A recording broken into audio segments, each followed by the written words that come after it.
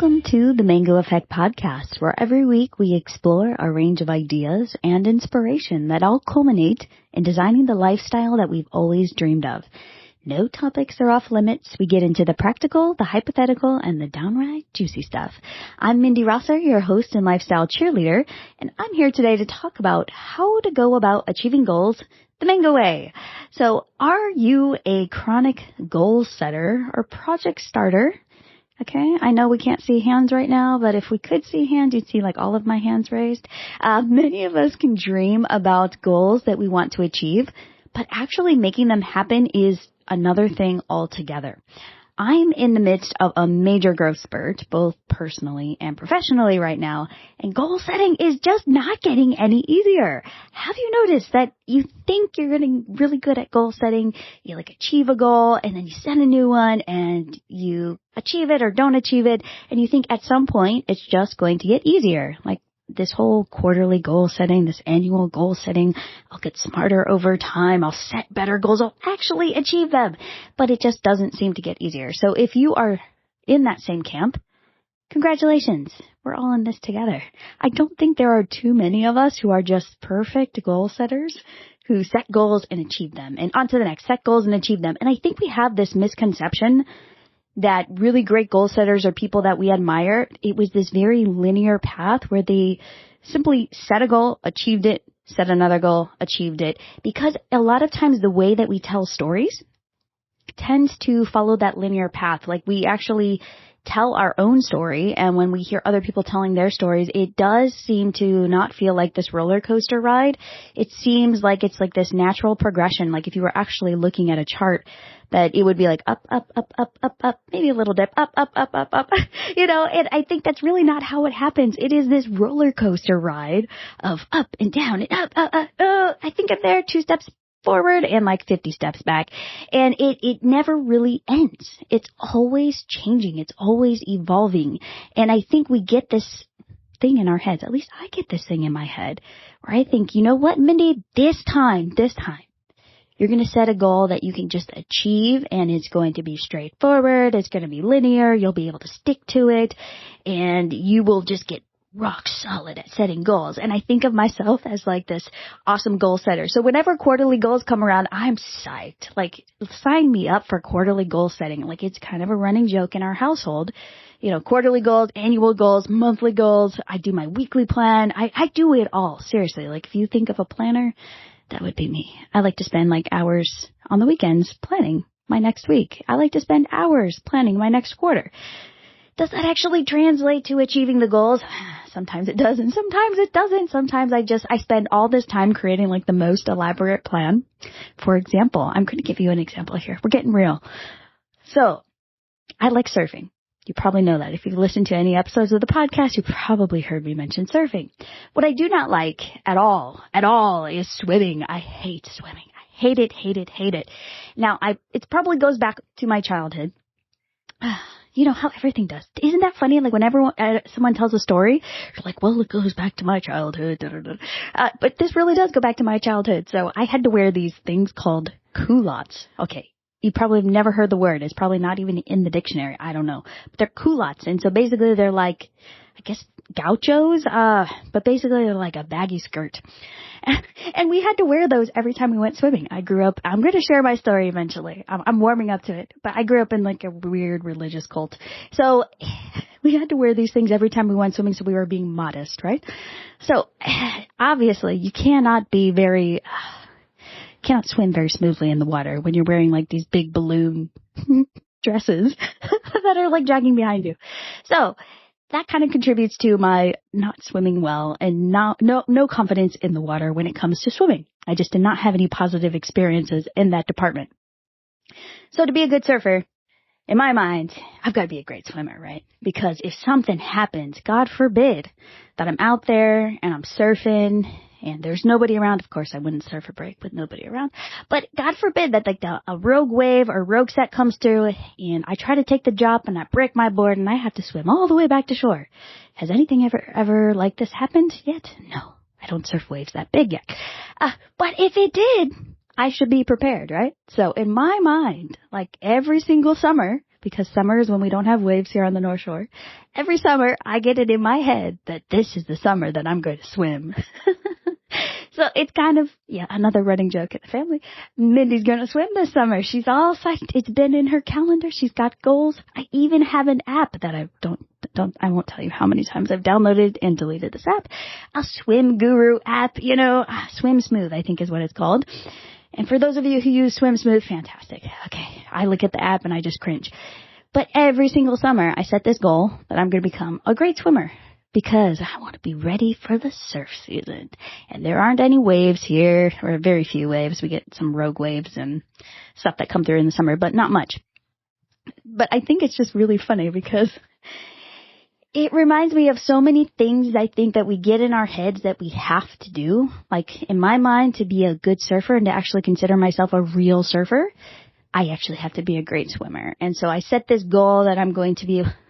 I set a goal that I was going to swim a 5K. Okay, I haven't even swum like a lap in a pool before yet. I'm going to swim a 5K by the end of this season, right? And I hate swimming. So does that goal actually match what I need, I think, to be a good surfer? And what is realistic and what I actually want to do? Is it actually fun? No, it is not fun. For those of you who love swimming, no offense. It is not fun for me, though. So what would make more sense would just be to play with that goal, if it really is still a goal. Like, first of all, do I actually want to do this goal? Yes, no, maybe so. Is this something I'm willing to bomb? This is a concept I learned from the book called Finish by John Acuff. I think that's how you say his last name. A friend recommended it. It is fantastic. For those of you who struggle with perfectionism like me, it's a great book. Anyway, he talks about, in one of the chapters, what are you going to bomb? So basically, if you are thinking about, you have all these goals set in your life, but if one of them falls through the cracks, because obviously your house of cards, no matter, those of us who like to time box every single minute of the day, that's me, time box it all, and as long as everything works out, just like you time boxed, you can kick butt. But as soon as one thing falls out, you have a bad day, you get long COVID, the family has an issue that you got to deal with. It's like, boom, your whole entire schedule and you're behind on like 50 projects, right? So this is a really, really good concept for me. So my swimming goal I set, and then I read this book. I'm like, oh, I'm allowed to bomb something. Okay, well, right now I'm feeling a little overwhelmed. I'm going to bomb swimming. So swimming now I'm not trying to swim a 5K. I have downgraded my goal to be able to swim 1K. Like if I could swim, 1K, I'd be stoked. That seems achievable. And it doesn't matter how I get there. I can doggy paddle my way there. I can freestyle. I can lay on my back, butterfly. I don't know what all the other ones are. Streamline, slide, flutter kicks. Okay. To the side, what we're talking about with swimming. But basically, I think what I'm trying to get at is we're allowed to bomb things and we don't have to keep a goal. It doesn't have to be this goal that we have to struggle to get. We can actually set goals that are achievable, that we actually want to do, and that are fun. And if you don't like a goal, then take it off the list. Basically, what I will not do surfing, if my swim skills don't get up to par, then what I will not do surfing is go paddle out into surf that would require me to be able to swim like a crazy person all the way back to shore. Like just kind of exercise within my means, surf within my means. And at some point, when swimming does become more important, or I have the time or the tenacity to take on that goal, then I will. And until that point, I can just modulate when I'm doing surfing. Duh, Mindy, duh. Okay. So how does this apply to us setting goals? Maybe you don't want to swim. Now you probably really don't want to swim. But let's talk about perfectionism. So perfectionism. This is something that shows up for me over and over again. It is something I feel like no matter how hard I shake it, I feel like I do a lot of inner work and sometimes it still doesn't go away. I'm like, come on, darn perfectionism. Here we go again. Where this shows up for me, I don't know where it shows up for you, but I am currently working on a book. Thing is, I have written, or I should say I have started writing 4 other books over the past, 10, 12 years, thereabouts, and none of them had been finished. They were like sitting, simmering on a shelf, in my Scrivener file somewhere in the deep, dark depths of my computer file storage that has moved from, probably 5, 6 computers since I initially started writing those books. And so in my mind, I have this concept around writing that I am a writer. I've always wanted to be a writer. I'm an author. And I want to consider myself an author, but I feel like, I have to be able to do Stephen King status and be able to sit down, and write all morning, write for 3 hours or 2,000 words, whatever it is that authors these days write, without stopping, put everything else on the side. My writing comes first. Otherwise, I am not a real author. And if I'm going to spend only 10 minutes a day, notice I said only 10 minutes a day, touching my book, that doesn't count.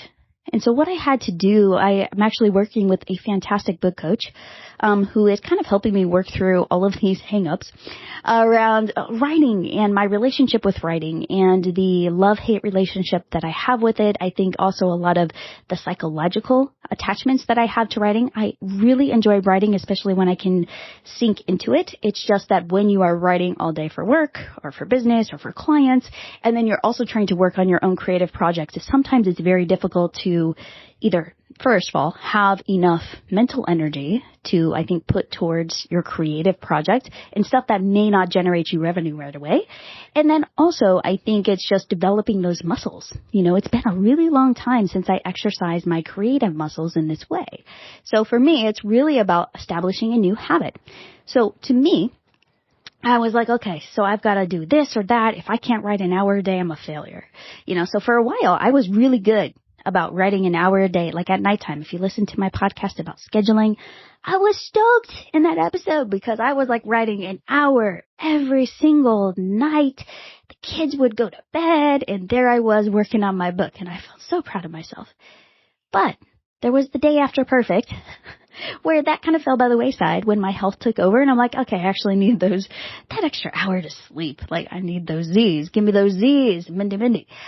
So I actually had to shift and I thought, okay, if that's not going to work, I experimented with other times. I thought, okay, I'll get up early and maybe work on my book. Maybe I will do it at the end of the workday or maybe I will, do Stephen King status and just, try to knock it out before my clients. But seeing as my clients are all 6 hours ahead of me, I kind of need to be working early in the morning just to overlap time zones. So it's really this exercise for me, I think, personally and professionally, in figuring out, okay, what is actually doable for me? And for me, 10 minutes a day of touching my book. That does not mean I have to sit there and crank out a certain number of words. It literally is just 10 minutes a day of doing something, whether it's working on my book proposal, whether it's writing chapters, whether it's working on my bio, some type of activity that is touching my book. And I am so proud because I did it for 1 week. 1 week, and I'm so stoked right now. And then I decided if I can, I want to batch write, so, kind of batching all of your creative work into a Saturday afternoon. Now, sometimes that may not work with my schedule, just depending on kids' activities and, if we're going surfing or something with the kiddos and the family. But a lot of times I do have a little bit of bandwidth on Saturday afternoons, and I don't have client work on my weekends typically. So for me, I'm like, okay, if I touch my book 10 minutes a day during the week, and then on the weekends, I do some batch writing, maybe a couple hours. Let's see how it goes, but no pressure. As long as I'm touching it for 10 minutes a day, then I am still making progress on my goal. And I think sometimes we really do have to shrink our goals, or as the book Finish by John Acuff says, it's really about either cutting your goals in, I like what he says, cut your goals in half or double the timeline. Like actually give yourself more space and more time to work on that goal. Otherwise, kind of shrink it. And so for me and working through perfectionism, this is such a great practice because when that day after perfect comes, it's like, okay, this is the day after perfect. Now what am I going to do? How can I shrink this goal? How can I get rid of other things that shouldn't be on my plate? How can I defer? How can I figure out where I need to finish and where I can actually delay or defer or work, kind of shrink things to make it more bite-sized and still make progress. And I think for so many of us, it's like, okay, it's either all or nothing. Like we have this concept in our minds that unless we're doing it to the hilt, we're not really doing it at all. And we have this, I think this persona of like the suffering goal setter that is just, grinding it out, getting in this exercise and they're for me, okay. Jocko. I don't know if any of you know Jocko Willink. He is like this, rock star, Spartan, military man. And I can't really listen to him. He's not my style. But he has this persona of, just getting things done. Start your morning with 200 burpees. It's like, oh, crap. I don't think I'd ever want to get out of bed. So I think he resonates with a lot of people. If you like Jocko, fantastic. I think a lot of his stuff, it resonates with my partner, Jason. It's just not my style. But I think there's this persona that we think we have to do it like that. And if we're not grinding, if we're not pushing hard enough, if it's not hard, if it's not difficult, if we're not struggling in some way, shape, or form, we're doing it wrong. And I think there's some misconceptions that we really have to work through when it comes to perfectionism and how we set and how we achieve goals. Now, I think when it comes to business, and many of us have a side gig or a side hustle, especially nowadays, and with business growth, I am finding that I'm starting to run into a good problem, that I have like a diverse array of projects. So lots of different projects going on, all different timelines. Many of them are kind of a little bit outside my areas of expertise, but I just like to help everyone. And so I say yes to all these projects. So right now I am really striving to hone them and bring them all into alignment, I think, with where I want to go long term. And there's this weird space that a lot of us, whenever we're pivoting or we're in our careers, sometimes we're like trying to get to the next level, and we're stuck in that middle place where we are struggling to meet our short-term goals, and there's these long-term goals and these visions that we have, and trying to get from here to there can be very, very tricky. So for example, I'll be really honest. I am at a spot where I am pretty much doing everything for my business. Like, I am everything. I'm the integrator. I'm the finance person. I have a bookkeeper, but I'm still, managing all the monies. I'm doing ads. I am doing all my email marketing. I'm doing my lives. I'm doing all the Kajabi stuff on the back end. Like, there are so many different aspects. Plus, I have all this different client work. I'm writing profiles and resumes and LinkedIn strategies and lots of trainings. So I think for me, it's figuring out, okay, Mindy, we've got to kind of hone this. Yes, there are always going to be opportunities. And at some point, some of you may be like, oh, Mindy, I'd be stoked to have all those opportunities. Others of you may be like, Mindy, I know exactly where you're at because I'm feeling it too, where you feel kind of stretched a little too thin. And so keeping our goals in mind, like, okay, short-term goals. For me, looking at, I feel like the business overwhelm and the business growth and all of these wonderful opportunities, I have to figure out, first of all, which ones am I going to say no to moving forward? Which ones are on my plate right now that I need to deal with? And then where am I going long term? Because moving forward, I may not want to take on some of these types of projects. I may want to outsource, or I may want to, develop a relationship with someone I can, hand off work to, or a good referral partner. So this is really, really important as we are going through these, what I would call growing pains of being a solopreneur, possibly moving into more of that digital CEO role. So it is very, very challenging, I think, to make it through this period. And a lot of fellow entrepreneurs and solopreneurs and freelancers that I know really get stuck here, just like I'm feeling, where it's like, I want to get to that digital CEO level, but, there's all these really great freelance gigs and I feel comfortable with doing them. So there's a lot of growth, I think, that has to happen here. And we have to learn how to set short-term goals. Like for me, I have a certain number in mind that I want to make per month. And every month I focus on that number. And it's kind of like a stepping stone. It's like, okay, eventually I want to have a business, that is, 7 figures, multiple 7 figures. At this point, I'm not quite there.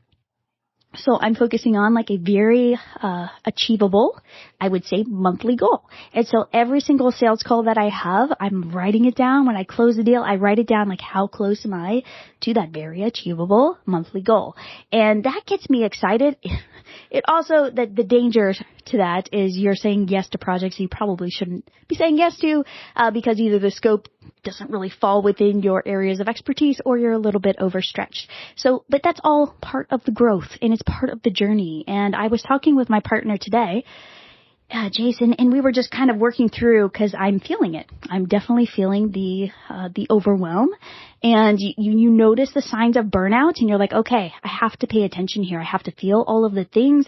I have to work through this. And for me, I have an emotional process I have to go through, and I use my morning pages. If you're not familiar with morning pages, they're fantastic. Just Google it, morning pages. And that helps me work through the emotional side, like just kind of all my feelings on the page. And then what I like to do after I go through that process is like, okay, let me sit down with my friends or with my partner, Jason. Sometimes he's a great ally in helping me kind of get out of my own head and see things from another perspective. And let's work through what can I do, like kind of the logical side. How can I realign my goals? How can I realign my objectives towards really where I want to head? Not just the short-term overwhelm that I'm feeling right now because my body went kaput on me and I had to take some days off last week.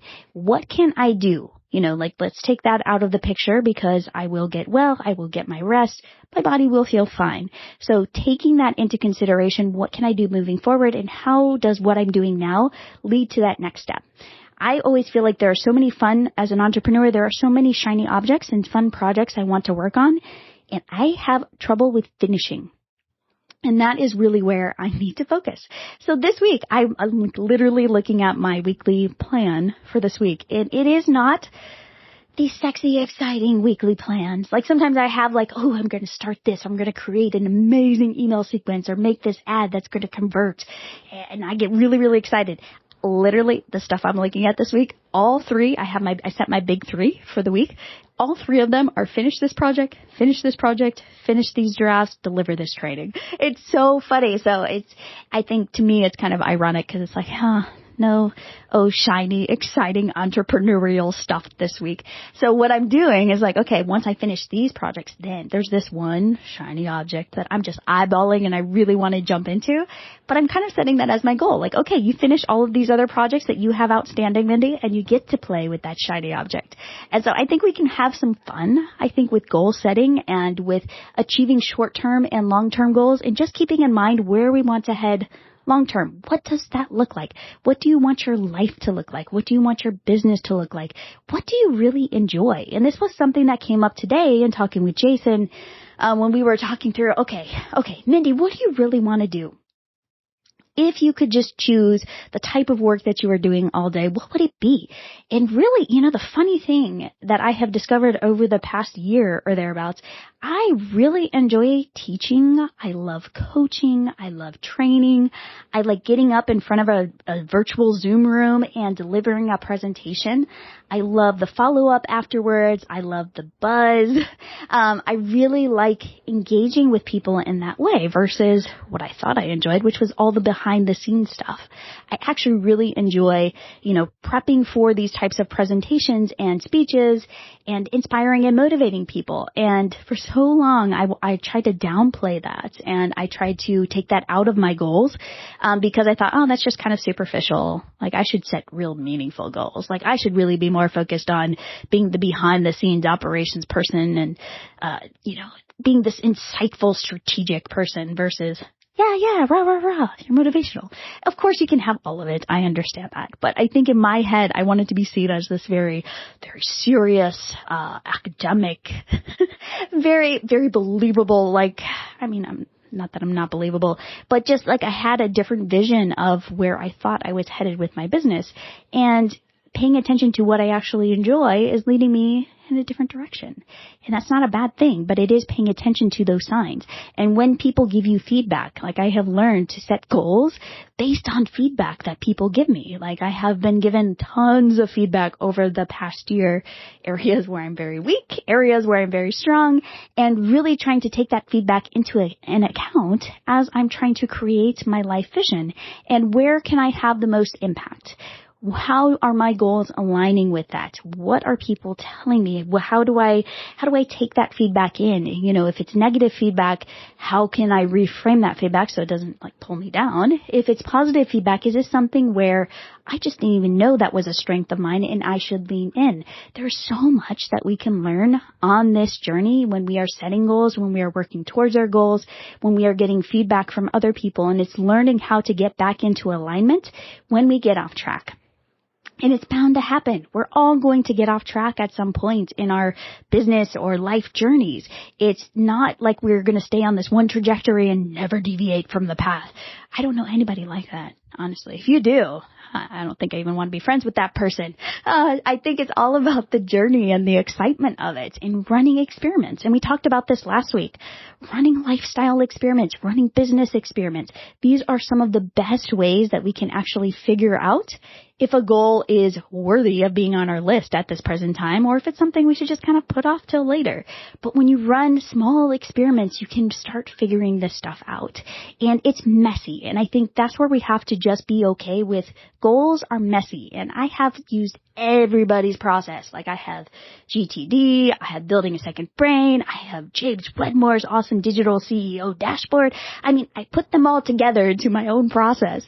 And I keep trying to find, it's like I'm always on this search. It's funny. When looking at it objectively, it is really funny. I'm always searching for some magical recipe that will just help me have smooth goals, and just my trajectories will just be, straight up the chart.